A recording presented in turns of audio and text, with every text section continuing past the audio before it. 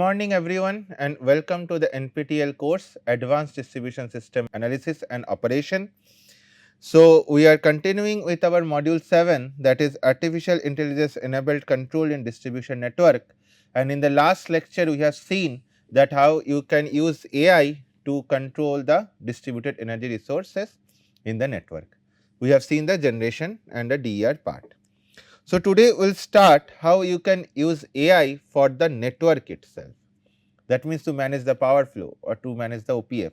This kind of thing how you can do. Okay. So, first thing is that for deploying AI tool in a distribution network, what is your basic requirement? Okay. The first thing is that you need a massive data, right. Without data AI will never learn. Okay. So, development and operation of distribution grid energy services depend on large volumes of diverse and heterogeneous data. So, you have to simulate or you have to run your distribution network or record the data of your distribution network running in diverse condition or different conditions. Then record the power flow, record the voltage, record other data as well. So, that data you have to collect from different operating scenarios, not only one. So, for that first you have to do this proper sensor deployment. So, smart grid evolution involves widespread sensor installment to enhance real time monitoring, observability and control beyond substation. So, you put smart sensors everywhere in the network through the every remote corner as well, that you have full observability what is happening in your network. Third, data classification. So, you have to know which kind of data you are collecting, whether it is a grid data or it is a business related data. That means, whether you are collecting data is a voltage, current or power flow measurements or phasor measurements, those are your grid data, or you are seeing that how much I am paying per unit to the upper grid for purchasing energy, that is your business data, right. So, you have to see whether you are collecting grid data or external business related data, and you have to classify them properly, do not mix them up. Then data handling facility. Obviously, if you get or if you want to store huge amount of data, then you have to see how your data storing facility has to be capable enough to store that much amount of data. So, it is estimated that a single PMU, phasor measurement unit, is generating 100 GB of data per year. So, that is only one PMU, and in a network you have 1000 number of PMUs. So, if that is the case, so you need a highly configured data storing and processing facilities for your system. Underutilized potential, much of this data remains underused, signaling opportunities for innovation in energy services and business model. That means, you are collecting huge amount of data, different dimensions, but you do not know how to use it. Okay. What I have seen for even DER, let us say solar power forecasting, there are 15 different kinds of meteorological data you can collect and you have all collected, but you are just and also stored as well, but you are just predicting your solar power generation with the help of irradiance and temperature data. So, that means the other 13 data you have collected, those are all redundant data, that is not needed. So, you have underutilized data and you are overutilizing your storing facility, which is of no use. You are storing redundant data in your system. Then you need big data analytics. That means, you need a good tool, you need a good software to handle those huge amount of data and extract values. That means, which is more efficient features you can extract from those collected data set. So, which kind of data normally we collect for distribution network management? There are two types of data normally it is collected. First is the operational data or the grid data. Okay, this is also named as grid data. So, how you collect those grid data? First, obviously, you have advanced metering infrastructure, that means you have smart meters in place and at the customer's end. So, you collect that information from your smart meters and convey those data to the central controller or to the control agents with the help of communication system. So, that is a two-way communication, that controller also can communicate with the smart meters and smart meters also can communicate with the control center. Then you have PMUs, phasor measurement units, which is gaining huge popularity nowadays.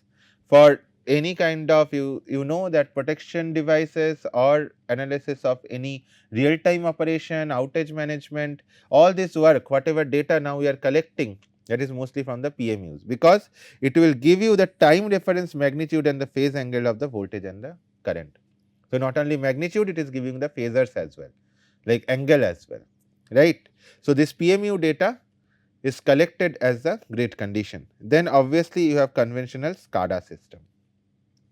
It collects data automatically from distribution grid component, thus facilitating remote monitoring and control.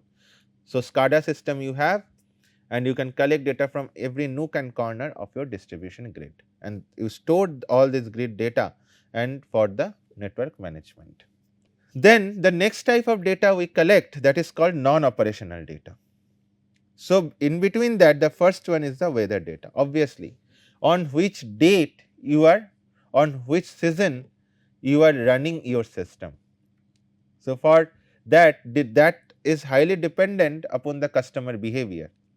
That means, if your system is running in a very hot day, that means huge amount of AC load is going to come in your network. So, your network has to be ready to manage that excess load. Or if it is a cloudy day or rainy day, then that will not come. If it is a very chill winter day, then you are going to get a good amount of heating load in your network. So, it refers to the time dependent meteorological conditions such as irradiance, temperature and wind speed. For instance, atmospheric information is vital for forecasting algorithms related to the energy system. So, you have to forecast that at which level you are operating, and then you will train your AI model. Then the second data that is needed is the electricity market data. That means, you are obviously as a DNO you are bidding at the energy market. So, what is the market clearing price and how much energy you are going to get after the market is cleared. So, all this energy market data you have to be stored from the historical events, and that will give you the essence that how much energy you have to bid to your electricity market at which price, that it will be higher of a market clearing price and you will win the bid, right. So, the third thing is the customer behavior data. That means, you have to know which customers you are serving. Is it an industrial customers or commercial customers or residential customers? So, you have to fix the strategy depending upon what is the nature of your consumers. Are they very strict about their consumption, or they are reluctant or flexible about their consumption? So, that you have to see. And the second thing is that where their customers are very poor or rich. Is it a big residential complex or a just small house? So, this information are rough information. It is not like that all the private information you have to have in your distribution network level, but at least a rough estimation that whether it is a village or it is a city or it is a suburb, what you are serving. So, those data you have to be there. And the last thing is the GIS and social media data, that is mostly texting data. Okay? That means, you are getting some feedback from your customers as well, that some load shedding happened, we just call to that utility and say that we are not getting power, or you send some message to the utility, or the substation operators also they talk with themselves with the help of text messages or by phone. So, if any disruption is happening in the system. So, that those things also you have to record, that under which condition, at which event you have experienced disruption, or you have done the load shedding, how many customers are affected for it, from it, for how many hours. Okay? So, those data you will store, and that data you will get from the text messaging services. So, how you are implementing? So, you have your non-operational data, you have your operational data, you will collect them in historical data set and also collect their real time data. Okay? Then do the harmonization of this data, that means properly arrange them in a proper harmony, all the data properly, and create a data storage or a data pool. Okay? So, after that, after getting the data pool, now you do the pre-processing, what we did for the DERs as well, if you can remember, that erase all this like erroneous data, or if you know that this data cannot be negative, so replace them with the positive, right. Let us say voltage, you cannot think that voltage will be negative. If you are getting a voltage data of let us say minus 0.5 per unit or minus 0.95 per unit, that is never ever possible. So, replace that data with the lowest possible, keep it at the or the nominal value, keep it at the 1 per unit value. Okay. So, data pre-processing you have to do. After that you apply your big data management service and then apply the decision directly to the network level. Okay. So, what are the distribution network problems solved by the AI? First is the decision support system. That means where you have done the measurement, your decision support system is there and your AI model is trained. So, a operator will model the AI, but that is implemented by some human being, manual action. You are doing some manual action to implement it to the feedback to the grid, or it is a completely automatic system, closed loop completely automatic system. So, you have your measurements, your control loop will run, that will send the AI data, AI tool for the control actions, and that control actions will be sent to the operator and that will directly come to the system by the AI tool, that is an automatic system. You need not to have any human intervention on that case. So, artificial intelligence method including supervised, unsupervised and reinforcement learning are increasingly integrated into both manual and automated operation to improve grid efficiency and reliability. So, advanced distribution automation function such as distribution operation model and analysis, which is we abbreviate as DOMA, fault location isolation and service restoration, that is FLIR, are essential for real time monitoring and control, and mostly these tasks are now automated with the help of AI tool. Because if you go for the human intervention or manual work, that will take time, because but this fault location isolation is needed within fraction of second. You have to respond your system has to respond within a fraction of second. So, that is only possible when you have an automatic system. So, application of AI in the distribution grid spans across wide time scale from milliseconds to days depending upon the nature of the task. So, we use AI for real time fault detection as well and for a long term planning as well, depending upon the data set what you are feeding. With distributed inverter based generation becoming common, traditional transmission level tasks are now relevant at the distribution level as well. That means, previously we have seen we are doing economic load dispatch, we are solving OPF, we are solving power flow, generation expansion planning, all these things we are doing for the transmission grid for the last 20-30 years. But now, as now your distribution network is also not passive, it has become an active.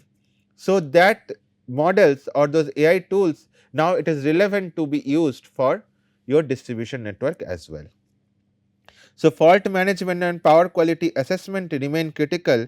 AI helps to detect and isolate faults quickly while optimizing system performance within operational limits. Okay.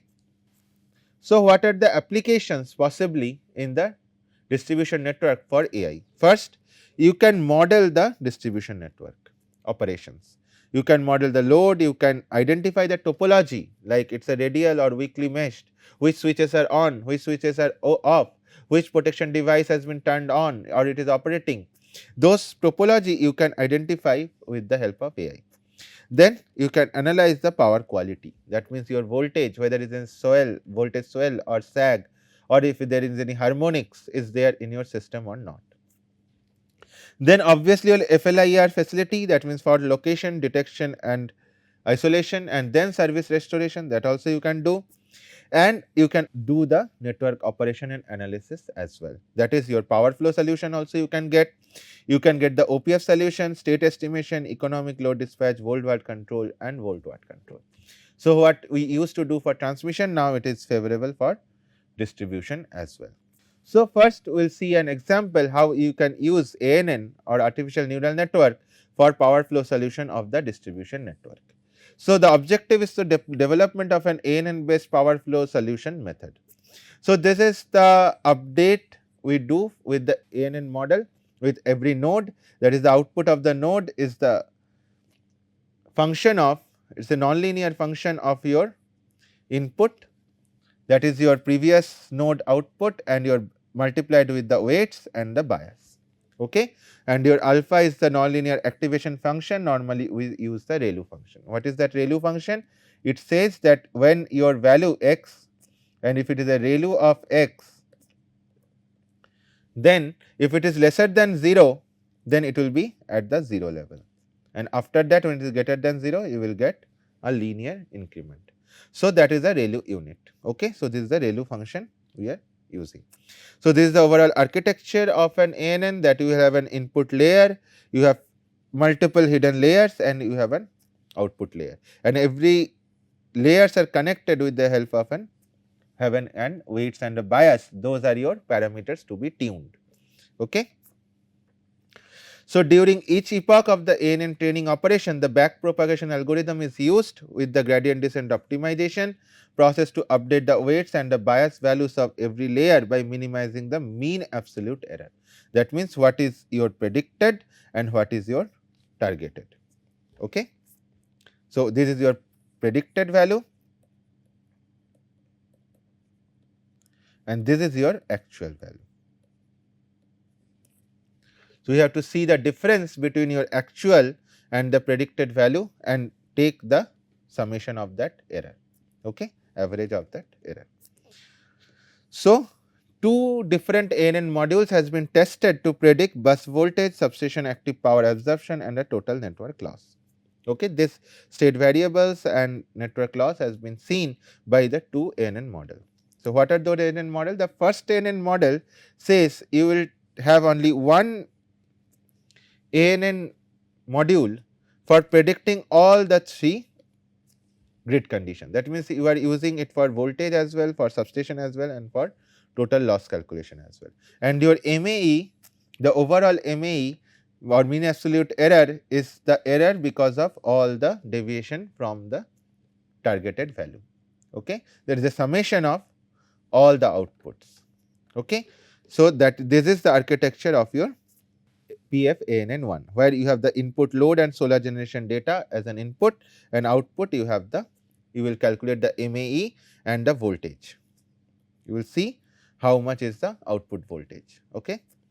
Then the second architecture, where we use three different module for the outputs. That means, first module is for the voltage, second module is for the substation active and reactive power, and the third module is for predicting the load.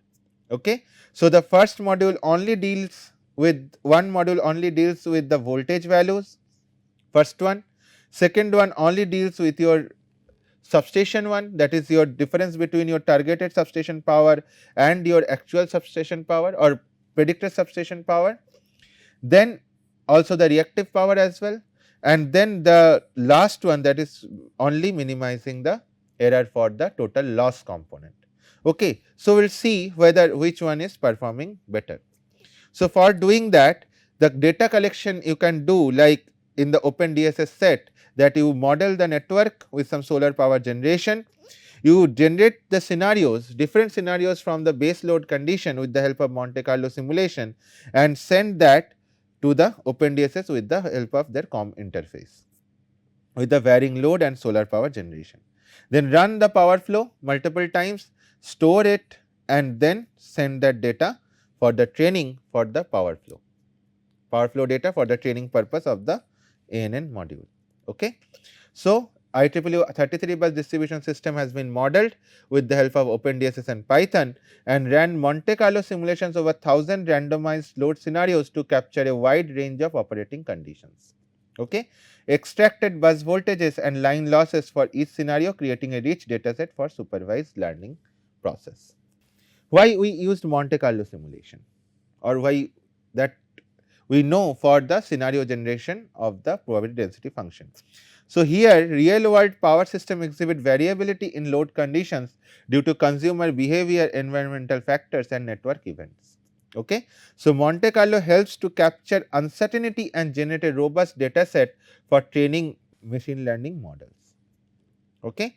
Supports statistical evaluation of system performance across diverse operating scenarios. So, you will with the Monte Carlo simulation, you will get a huge amount of scenario that mostly we do not get, or you have to collect from the real world field.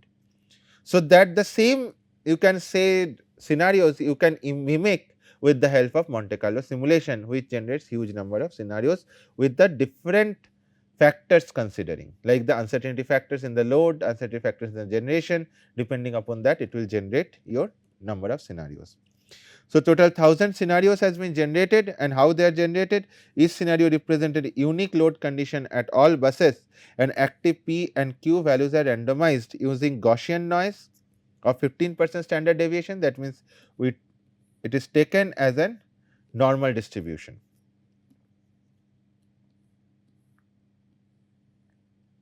Okay, and with a this sigma will be 0.15 and mu is your actual base value.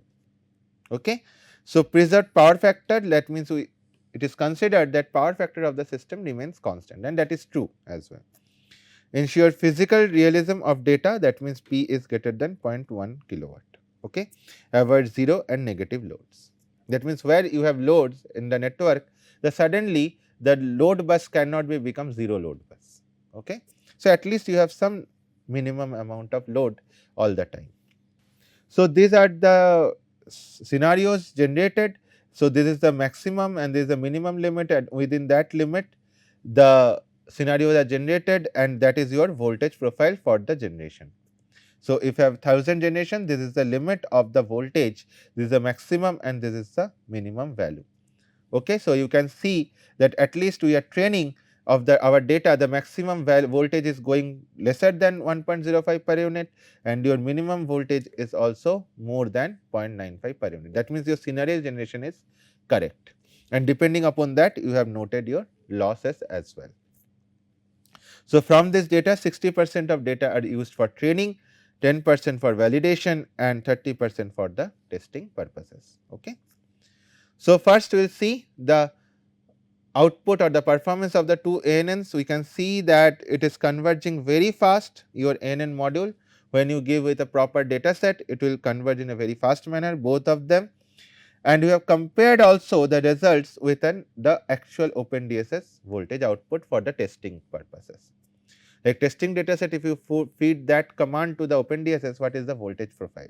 So, we can see slight deviation is there when you use only 3 hidden layers. Okay. But this two module performs almost equivalent, like similar manner. Now, increase the number of hidden layers, because the performance of the ANN highly depends upon the number of hidden layers you have chosen. So, for 5 hidden layers as well, the difference is there, and this performance of both of them are comparatively same. So, that you can see from this table as well. But when you go for 7 hidden layers, you can see that PFNN2, that means where you used 3 different NN module to predict the voltage and your substation power and your total loss.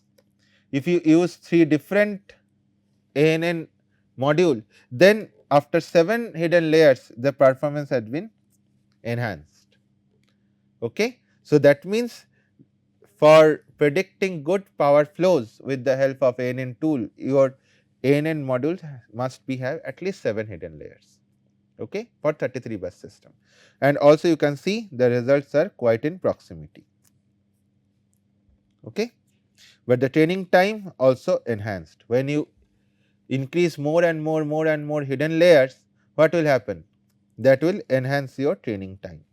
But the testing time more or less remain constant, because that is actually already trained model. You just give a data and instantly you will give your response, and you can see the response time is less than even 1 second, and that is we need from the AI tool, very fast operation. Otherwise, if it takes minutes to give response, that means you can go for the standard classical OPF technique or power flow technique, but here your solution testing time is lesser than 1 second.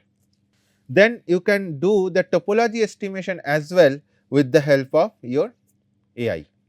So, topology estimation generally done, either you can do with the help of state estimation technique with the chi-square test, LNR test, or you can form it as a mathematical optimization, or you can do a data driven AI technique, okay, by using supervised, unsupervised and the hybrid learning process. So, why we go for this topology estimation with the help of AI? First thing is that you have shortage of measurement. That if if you go for state estimation process, you need redundant amount of data. Okay. So, if you are shortage of measurement, then also you can do unsupervised learning or reinforcement learning, not the supervised learning properly, but unsupervised and hybrid learning you can use, or supervised learning also by doing some generating some synthetic data out of it, then you can get your proper topology estimation. Switching devices are unmonitored, right. So, you do not know which switch is open, which switch is closed. So, by looking at the collected data set, you can just see whether your network is radial and which buses are connected with whom. Then with the loading condition and the DER generation fault condition, or maybe due to maintenance, the topology of the network keeps on changing. Okay? Let us say there is a maintenance and a certain line, so you will cut it down. Okay? So, that means that topology has been changed. So, you have to reroute the power from different path, right. So, that also changes very frequently. So, that is why you have to do a proper topology estimation algorithm. So, with the help of deep neural network, we are doing this network topology estimation. We will see how it is done. For DER management systems, to manage and coordinate the DER units, awareness of distribution system topology is necessary, that we have already discussed. The application of deep neural networks in pattern recognition is availed for these purposes, relying only on the measurements available from the DER management systems. That means, you are trying to predict, other than having a huge number of sensors in your network, you can predict the topology by looking only how your DERs are responding, by looking at the PCC voltage, by looking at their active and reactive power injection or absorption, you can do it. So, Monte Carlo simulation again, that is conducted to explore different DER production and the load values, that is always used for the scenario generation technique. A feed forward deep neural network is generally used to classify different topologies. Since network topologies are distinctive, topology identification is basically a classification algorithm. So, we will see that for the topology estimation, that to classify the model, that which switch is on, which switch is off, that is a binary classification. If switch is on, then it is 1, if it is off, then it is 0. Okay. So, that is a binary classification kind of work we can do. So, this is an example of it. It is assumed that DUR units operate under constant power factor. Since the network is unbalanced, we always think that distribution network is unbalanced. There is always negative sequence component of DER voltage, right. We know that whenever you have unbalancing effect, you will get the negative sequence obviously. Important in identifying the current network topology. So, if you can use the negative sequence component of the DER voltage, you can see that you can use as a notification whether your system topology is, what is your system topology. So, input data is taken 3 measurements from your DER units, that is your active power output, positive and negative sequence voltage of the DER.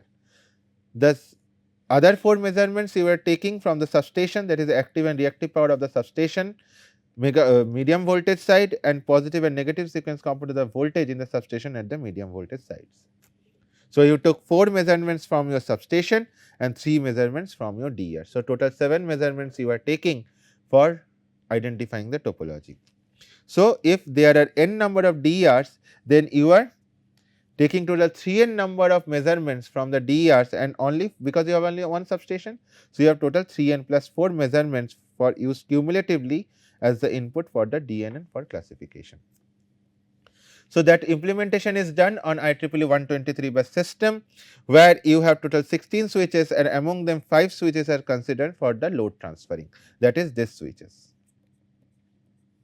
Okay. Then you have 2 protective devices also considered in the 18 and the 17. So, this and this, these are your protection devices. These also can be like circuit breaker, this can be turned on or turned off, switch on or switch off.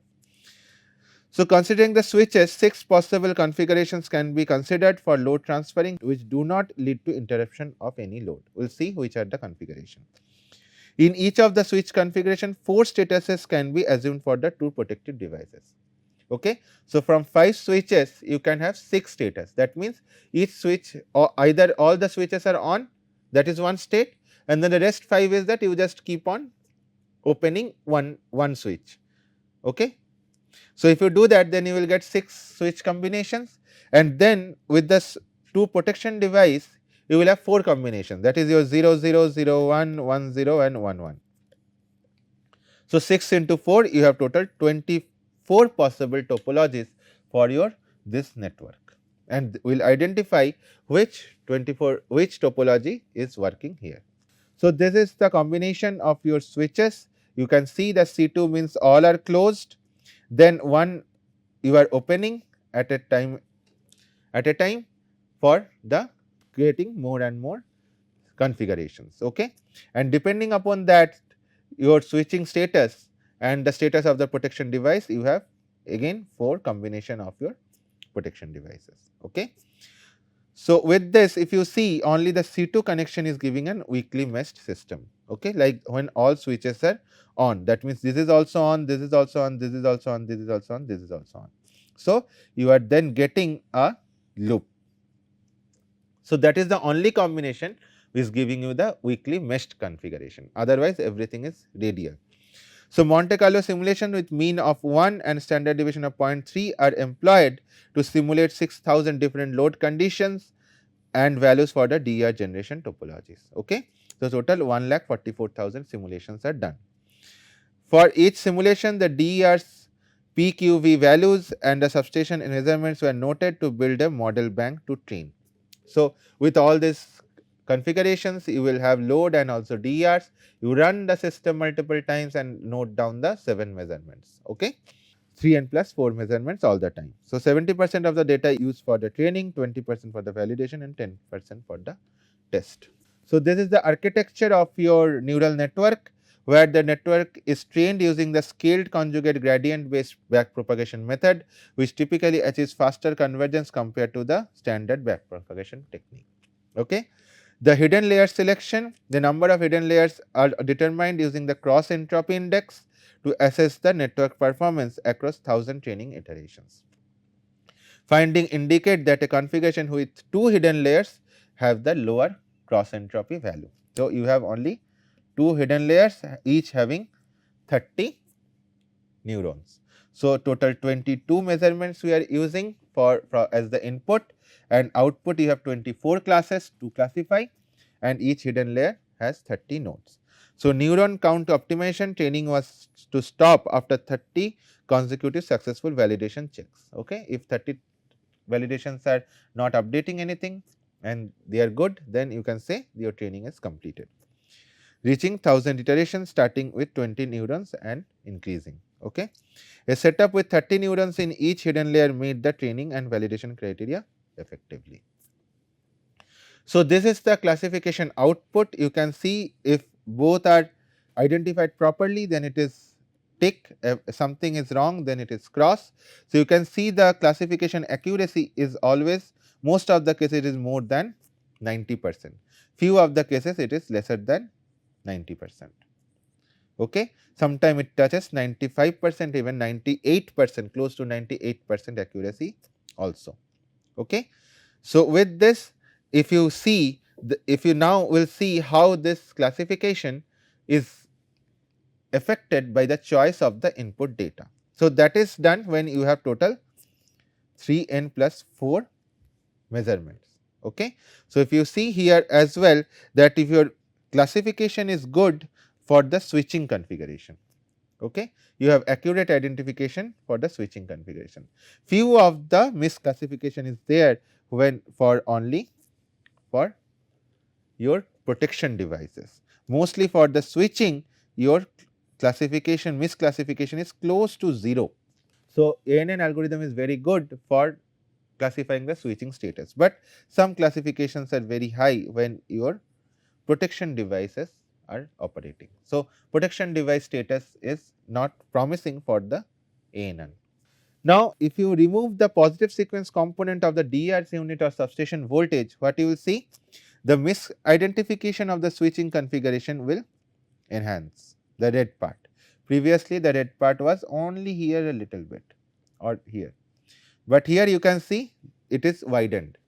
Now, if you remove the negative sequence, then it has widened more for the C6 configuration and also for the C2 configuration. However, if you entirely remove the substation measurements, that you are only taking the DR measurements, now you can see your accuracy level has been dropped significantly and you have higher amount of misidentification for the protection device status, okay, and switching configuration as well. So, overall accuracy has been reduced to a very low value. Same if you go for without active power generation from the DR unit, then also your accuracy level will drop to a very low value. So, these are your dominating input data. So, your substation measurement active power and substation measurements, not only active power, but also your voltage measurements at the substation and your active power measurements from your DER units, those are your most dominating features or dominating input data for identifying the topology of a distribution network. Okay. So, with this I will end today's lecture and we will continue in the next class. Thank you.